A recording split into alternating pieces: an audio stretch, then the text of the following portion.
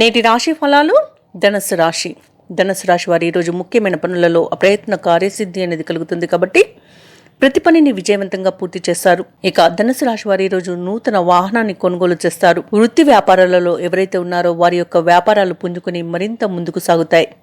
ఇక ఈరోజు మొత్తంగా చూసుకుంటే ధనుసు రాశి వారికి ధన వ్యవహారాలు అనేవి ఆశాజనకంగా ఉంటాయి. ఇక ఎవరైతే ధనుసు రాశిలోని ఉద్యోగస్తులు ఉన్నారో వారికి ఉన్నతాధికారుల అనుగ్రహంతో అనుకూలమైన మార్పులు చోటు చేసుకుంటాయి. ఇక ధనుసు రాశి వారు తమ మాట తీరుతో అందరినీ మెప్పించగలుగుతారు.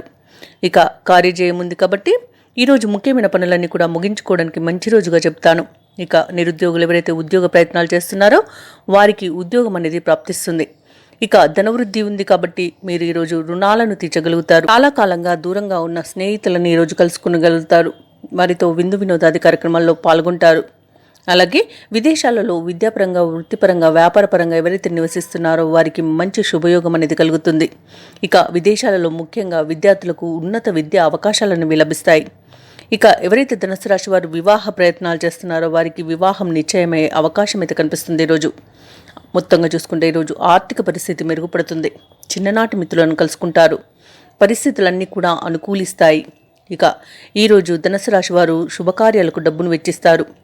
చిన్ననాటి సంఘటనలు గుర్తుకు చేసుకుని చాలా ఆనందపడతారు. ఇక ఎవరైతే ధనుసు రాశి వారు ఆస్తి తగాదాలలో చిక్కుకొని బాధపడుతూ ఉన్నారో వారికి ఈరోజు ఆ తగాదాలు తీరిపోతాయి. ఇక వ్యాపార వాణిజ్యవేత్తలు ఎవరైతే ఉన్నారో వారి యొక్క వ్యాపార విస్తరణ ప్రయత్నాలన్నీ కూడా ఈరోజు ఫలిస్తాయి. మంచి లాభాలను గడిస్తారు.